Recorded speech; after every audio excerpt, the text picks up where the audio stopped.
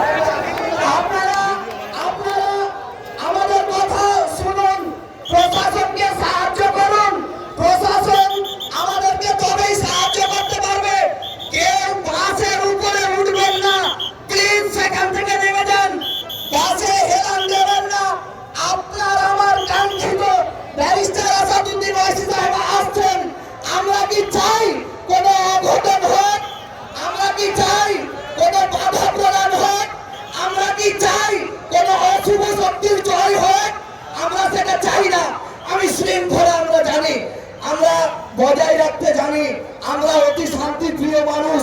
আমাদের সেটা শিক্ষা দেয়নি।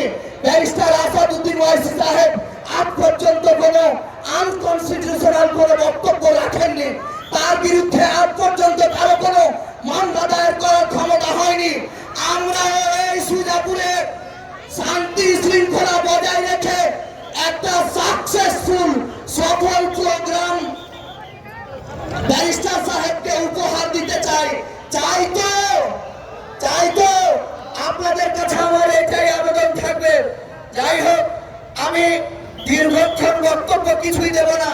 আমি পরেই আমি ডেকে নেব খুব অল্প সময়ের জন্যই রুহুল আমিন সাহেবকে।